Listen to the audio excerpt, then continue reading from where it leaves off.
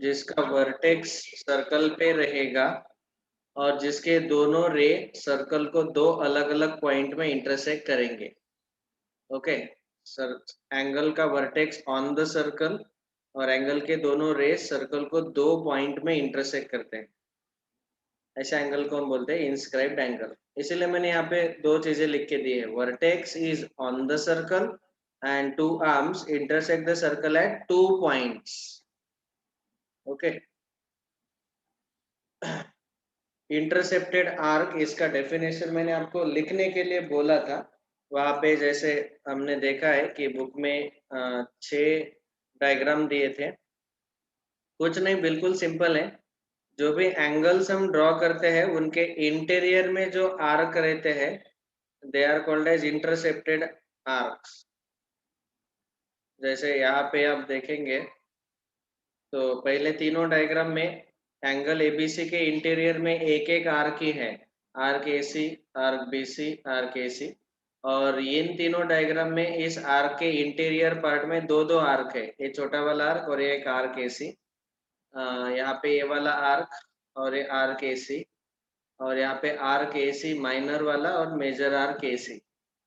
तो ऐसे दो आर्क कब आते हैं इंटीरियर में, जब इस एंगल का वर्टेक्स सर्कल के बाहर अगर है तो in that case we will get 2 arcs in the interior of the angle. जब अगर वर्टेक्स सर्कल के अंदर है, इंटीरियर ऑफ द सर्कल में है वर्टेक्स, तो यहाँ पे एक ही आर्क मिलता है, और सर्कल के ऊपर है तो एक ही आर्क मिलेगा इन the interior of the angle, angle के इंटीरियर में। तो ये आपको मैंने लिखने को बोला था। हाँ, अगर समझो वर्टेक्स बाहर है और ये जो रे है, ऐसा हमने निकाला है, ray B A is intersecting the circle and ray B C is not at all touching the circle, it is completely outside the circle। ऐसा अगर है तो यहाँ पे इंटरसेप्टेड आर्क फॉर्म नहीं होगा। मतलब यहाँ पे जैसे बोला है कि in this figure this particular arc A B is not intercepted arc. कम से कम ये जो दूसरा रे है ये ऐसा टच होना चाहिए था सर्कल को। हाँ, it should have touch the circle, circle को टच होना चाहिए एट 1 पॉइंट। लेकिन ये जो रे बीसी है पूरे सर्कल के बाहर से ही जा रहा है, तो यहाँ पे इंटरसेप्टेड आर्क फॉर्म नहीं होगा। मतलब क्या है कि ये जो दोनों रेज हैं, दोनों रे या तो सेकंड होने चाहिए, सेकंड मतलब दोनों रे दो पॉइंट में सर्कल को इंटरसेक्ट करने चाहिए, या तो दोनों रे में से एक रे कम से कम टेंजेंट होना चाहिए। ओके, टेंजेंट एक पॉइंट में सर्कल को इंटरसेक्ट करता है। ऑलराइट, लेकिन यहाँ पे आप रे बीसी देखेंगे, it is neither second nor tangent. तो इसीलिए इंटरसेप्टेड आर्क बनने के लिए ये प्री रिक्विजिट है कि दोनों रे में से या तो दोनों रे सेकंड हो या दोनों रे टेंजेंट हो, या फिर दोनों में से एक टेंजेंट एक सेकंड, ऐसा भी हो सकता है। Is this clear to everyone? Yes Yes, sir. sir. लेकिन सेकंड और टेंजेंट का केस इस थर्ड का डायग्राम में सेटिस्फाई नहीं होगा। इस थर्ड डायग्राम में जहाँ पे वर्टेक्स इंटीरियर में है, वहां पे ये दोनों रे सेकंड और टेंजेंट नहीं मिलेंगे। ये एक इसका एक्सेप्शन बोल सकते हैं हम कि इस पर्टिकुलर केस में दोनों रे सेकंड नहीं है। लेकिन एक चीज क्लियर है कि दोनों रे सर्कल को कम से कम एक पॉइंट में इंटरसेक्ट कर रहे हैं, तो that has to be there, ऐसा होना जरूरी है, तभी इंटरसेप्टेड आर्क हमें मिलेगा। तो इसका डेफिनेशन हमने ऑलरेडी लिखा है। Now today we shall discuss inscribed angle theorem. इसका एक एक्टिविटी हमने लिया था, if you remember in the last lecture. तो उस लेक्चर में हमने देखा था कि वहाँ पे एक एंगल ड्रॉ किया था हमने एक्टिविटी में, और दूसरा एंगल जो है इसका हाफ आ रहा था। सो एक्टिविटी 1 में हमने आपको बोला था कि एंगल ADB और एंगल ACB, ये दोनों एक दूसरे के हाफ आते हैं। ये ACB 120 है तो एंगल ADB 60 डिग्री आता है।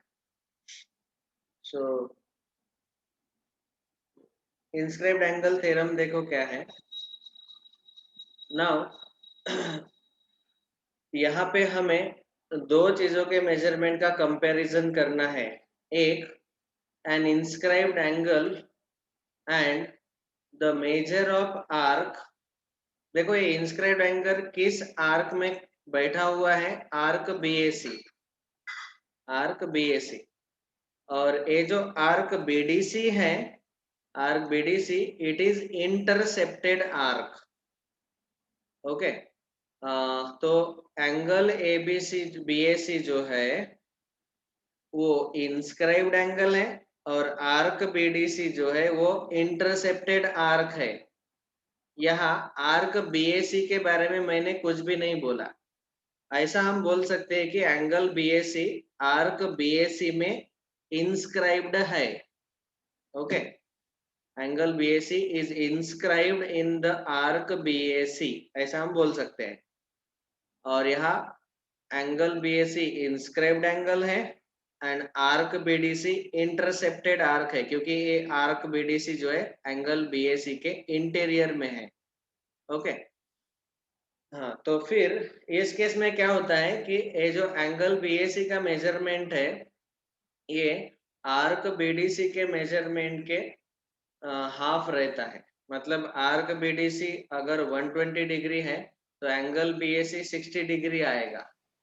So inscribed angles measurement is half of the measurement of intercepted arc. यही वो inscribed angle theorem है। The theorem says that measure of an inscribed angle is half of the measure of arc intercepted by it. उस angle के वजह से जो arc intercept होता है, आर्क BDC, उसका आधा मेजरमेंट इस एंगल BAC का रहेगा। Okay, that is inscribed angle theorem. अभी यहाँ पे हमें इस थ्योरम का प्रूफ दिया हुआ है। ऑफ कोर्स इस थ्योरम के प्रूफ में टोटल 3 केसेस अकर होते हैं। Okay, there are total 3 cases in this proof. और ये जो तीनों केसेस हैं वो हमें प्रूफ में कवर करने रहते हैं। अब हालांकि देखा जाए तो जब भी ये थ्योरम अगर आपको एग्जाम में पूछा जाता है तो ये तीनों केसेस में से किसी एक केस का ही प्रूफ आपको पूछा जाता है। ठीक है, ऑफ कोर्स आज तक मैंने देखा है कि इस थ्योरम का प्रूफ जो है वो बहुत ही रेयरली पूछा जाता है, लेकिन उसके ऊपर के क्वेश्चन पूछे जाते हैं, तो हमें ये पता रहना चाहिए। लेकिन हम पूरा डिस्कस करेंगे, चाहे वो प्रूफ पूछो, तीनों केसेस पूछो या कुछ भी, हम पूरा क्लास में डिस्कस करेंगे। नाउ यहाँ पे एक ही केस का प्रूफ इन्होंने यहाँ तक दिया है। ठीक है, और उसके बाद now we have to consider 3 cases regarding the position of centre of circle in and inscribed angle. तो ये तीनों केसेस जो है उन्होंने एक्सप्लेन किए। उसमें से एक और केस यहाँ पे दिया हुआ है, थर्ड केस, और सेकंड केस उन्होंने ऐसे वर्ड में ही लिख डाला है। So we will discuss and write the proof for all 3 cases properly. तो सबसे पहले इस थ्योरम का स्टेटमेंट। थ्योरम का टाइटल याद रखो, इंस्क्राइब्ड एंगल थ्योरम, क्योंकि जब भी हम क्वेश्चन सॉल्व करेंगे तो यही रीजन लिखना है हमें, इंस्क्राइब्ड एंगल थ्योरम। और बिल्कुल सिंपल है, इंस्क्राइब्ड एंगल थ्योरम मतलब क्या है, इंस्क्राइब्ड एंगल का मेजरमेंट जो इंटरसेप्टेड आर्क है उससे उसका आधा रहता है, बस। So the measure of inscribed angle is half of the intercepted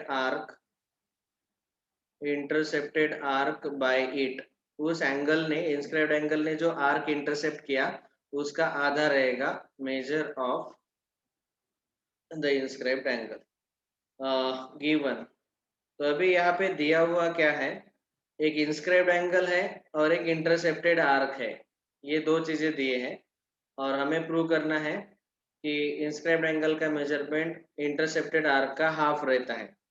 so we will keep the naming same. Inscribed angle को हम BAC लेंगे और इंटरसेप्टेड आर्क को हम BDC लेंगे.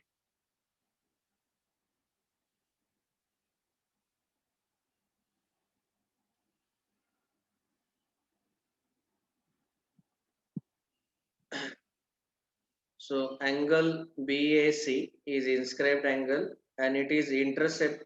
उसकी वजह से जो इंटरसेप्टेड आर्क है वो आर्क है BDC. इस आर्क को हमने नाम दिया से BDC, intercepted arc and inscribed angle BAC. Circle का सेंटर हम लेंगे कैपिटल O. सो गिवन में हमें ऐसे पॉइंट बाय पॉइंट लिखना है. Circle with centre O. यहाँ पे angle BAC is inscribed angle. Arc BDC is intercepted arc by angle BAC. Angle BAC ने intercept किया हुआ arc BDC. This is given to us to prove करना है कि angle BAC is half of the, या फिर हम बोलेंगे measure of angle BAC is half of the measure of arc BDC. ये हमें प्रूव करना है. ओके, अभी यहाँ पे प्रूफ लिखते वक्त टोटल 3 केसेस आते हैं. ओके, तो सबसे पहले हम केस 1 का प्रूफ लिखेंगे. Case number 1. Case number 1 is centre capital O lies in the interior of angle. यहाँ पे टोटल कौन से 3 केसेस होते हैं वो मैं पहले बता देता हूँ सेपरेटली. देखो, पहला केस 1 जो है वो ऐसा आएगा कि एंगल जो है इंस्क्राइब्ड एंगल BAC, इसके इंटीरियर में सेंटर O आएगा. फिर हमें प्रूव करना है कि वो BAC एंगल BDC का आधा है, हाफ है. दूसरा केस ऐसा आएगा कि ये जो एंगल BAC है उसमें से एक रे एग्जैक्टली सेंटर O से पास होगा. एंगल BAC, उस केस में भी हमें प्रूव करना पड़ेगा कि ये जो एंगल BAC है वो half of the measure of arc BDC, arc BDC का आधा है, वो प्रूव करना है. और तीसरा केस, ये जो एंगल BAC है इसके बाहर रहेगा सेंटर O. ये जो सेंटर O है, यहाँ पे एंगल BAC ऐसा है. तो ये 3 केसेस आते हैं. तीनों केसेस में क्या लिया हमने? Centre in the interior of angle, centre on one of the रे and centre exterior of the angle BAC. Is it clear? Yes sir. तो ये तीनों केसेस का प्रूफ हमें लिख रहे हैं. तो पहला केस है centre O lies in the interior of the angle BAC. इसका प्रूफ अभी हम पहले देखने वाले हैं. तो केस 1, अभी इस केस 1 में डायग्राम तो यही रहेगा. सेंटर वो इंटीरियर में है. इसका प्रूफ लिखते वक्त हमें पहले कंस्ट्रक्शन करना है. तो कंस्ट्रक्शन हम सेपरेटली लिखेंगे. Construction, we have to draw like this a ray passing through center and point A, vertex A. Vertex A और सेंटर से पास होने वाला एक रे हमें ड्रॉ करना है. और वो जो रे है वो सर्कल को समझो एट पॉइंट, हम कुछ भी नाम दे सकते हैं यहाँ पे, से पॉइंट E पे इंटरसेक्ट कर रहा है. ऑलराइट, ABCDE, ठीक है. तो पॉइंट E में इंटरसेक्ट कर रहा है ऐसे. So we will say draw ray AE passing through centre O, ray A हमने ऐसा ड्रॉ किया जो सेंटर ओ से पास हो रहा है. Okay. Now, here what we will do is we have to prove that angle BAC is half of the measure of arc BDC. ये हमें प्रूव करना है. अभी यहाँ पे इस केस को अगर हम पहले प्रूव करेंगे, पहले प्रूव करने का अगर ट्राई करते हैं तो it becomes very difficult to prove this case one. The reason is हम डायरेक्टली एंगल BAC को नहीं ले सकते. यहाँ पे ये एंगल BAE लेना पड़ेगा और एंगल CAE लेना पड़ेगा. तो यहाँ पे मैं क्या करता हूँ, पहले वाला केस हम ऐसा लेंगे, सेंटर O जो है उसमें से एक रे पास करेंगे. We will pass, let's say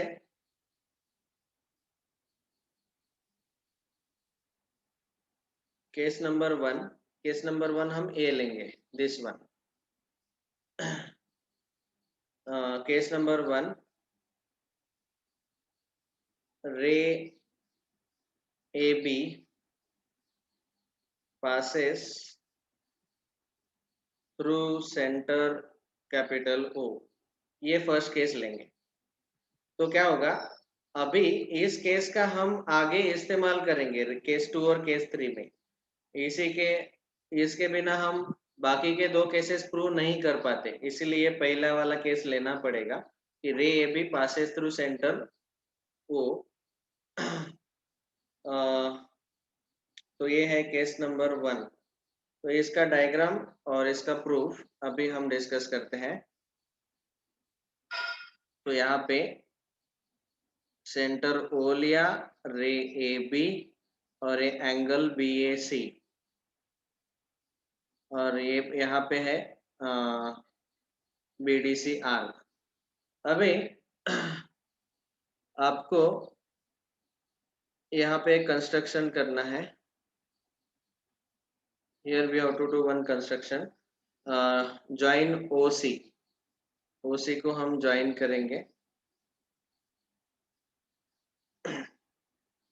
So construction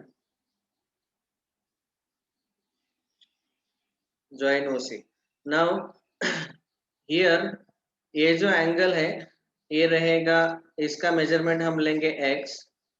अभी आप ही ऑब्जर्व करो, OA is the radius, OC is the radius.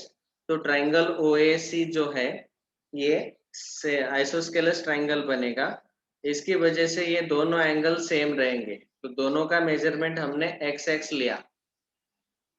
और 9th स्टैंडर्ड में हमने पढ़ा है कि ये जो एंगल BOC है ये एक्सटीरियर एंगल रहेगा. तो एक्सटीरियर एंगल जो है ये दोनों रिमोट इंटीरियर का सम रहता है, ये 2x आएगा. ठीक है. तो हमने अगर ये एंगल A और एंगल C XX लिया तो एंगल BOC 2x मिलता है. यहाँ पे हमने दो प्रॉपर्टी यूज किए जो हमने 9th स्टैंडर्ड में ट्राइंगल चैप्टर में देखे थे. सो उसकी वजह से क्या होगा, अभी देखो ये जो 2x है ये BDC जो है इसका मेजरमेंट भी 2x रहेगा. ओके. इस एंगल सेंट्रल एंगल जितना रहता है उतना ही माइनर आर्क का मेजरमेंट रहता है. तो आर्क BDC का मेजरमेंट 2x रहेगा और एंगल BAC का मेजरमेंट x है, मतलब उसके आधा है. तो यहाँ से हम बोल सकते हैं कि श्योरली ये जो एंगल है वो आर्क का हाफ मेजरमेंट है. आर्क का मेजरमेंट 2x और that is intercepted arc BDC, और इंस्क्राइब्ड एंगल का मेजरमेंट x, उसका हाफ है. बस हो गया प्रूव. तो ये दो प्रॉपर्टी यूज करके ये पहला केस हम प्रूव कर सकते हैं. So we can write down case one का प्रूफ लिख रहे हैं. So first of all we have to write down in triangle OAC, side OA is congruent with OC, radii of same circle. अभी दोनों side same है इसीलिए हम बोलेंगे कि triangle OAC is an isosceles triangle and therefore we can say angle OAC will be equal to angle OCA is equal to x, उसको हम assume करेंगे x, और इसका रीजन आएगा isosceles triangle property. Isosceles triangle property, ये property है isosceles triangle में base angles equal रहते हैं, ये दो साइड के अपोजिट वाले एंगल्स इक्वल रहते हैं। Okay, this we have seen in 9th standard, I hope. Next, also angle BOC is an exterior angle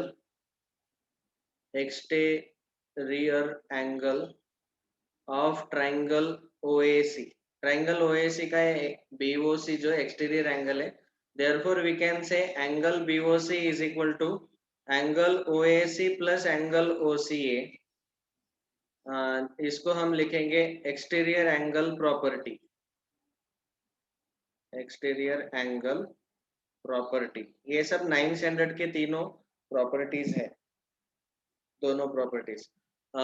angle BOC will be equal to x plus x, that is 2x, क्योंकि ऊपर ही हमने इन दोनों angles को x लिया है। बस हो गया, आधा प्रूफ तो यहाँ पे ही खत्म हो गया कि अभी हम बोल सकते हैं therefore measure of arc, first of all हम ऐसा बोलेंगे कि measure of arc BDC is equal to measure of angle BOC which is equal to 2x। और ऐसा क्यों लिखा,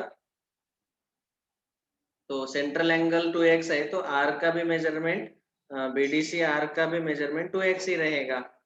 इसका, इस प्रॉपर्टी का नाम कौन बोलेगा, सेंट्रल एंगल और आर्क का मेजरमेंट सेम। इस प्रॉपर्टी का रीजन बोलो, ब्रैकेट में क्या लिखना पड़ेगा,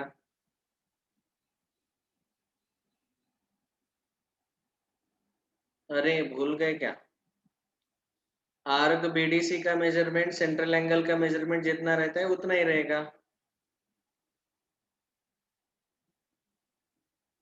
corresponding arc of central angle, central angle का जितना मेजरमेंट उतना आर्क का मेजरमेंट। सेंट्रल एंगल 2x है तो आर्क का मेजरमेंट भी 2x रहेगा। तो अभी हम यहाँ पे बोल सकते हैं clearly, therefore angle OAC, angle OAC जो है is equal to x and angle BOC, angle BOC जो है वो है 2x, and therefore we can say angle BOC is half of angle OAC, है ना, एक x है एक 2x है तो BOC will be half of the angle OAC। all right, और angle BOC is nothing but measure of arc BDC, central angle का measurement. I am very sorry, it will be equal to 2x 2 into angle OAC, x की जगह angle OAC डाल दिया हमने। तो major of arc BDC will be twice the angle OAC, और अभी जो एंगल OAC है उसका हम नाम लिखेंगे BAC, angle BAC, measure of arc BDC। बस इसको लिखते वक्त मैं ऐसा लिखता हूँ, that is angle BAC is equal to half of measure of arc BDC, hence proved. यार इनके फोटोज भेजो ना। यस श्योर, फोटोज भेज दूंगा। कल की टेस्ट का टाइम क्या है subject? So with this we have completed the proof of case number 1। ये सबको समझा क्या? Yes sir. ओके, ठीक है, इसके फोटोज में भेज दूंगा, ये लिख लेना। केस 2 केस 3 कल डिस्कस करेंगे, कल मतलब अगले लेक्चर में। हाँ बोलो। हाँ, कल हमारा मैथ्स का टेस्ट है, सिमिलैरिटी और पाइथागोरस थ्योरम, इन दोनों चैप्टर के ऊपर theory test, subjective test. Okay, timing क्या रखे आप ही बोलो, 3 to 6 के बीच में कोई भी 1 घंटा चलेगा? हाँ नहीं सर। सर, सर सुबह रख दो ना। Yes sir. सर सुबह क्लासेस होते हैं सर। कल संडे है,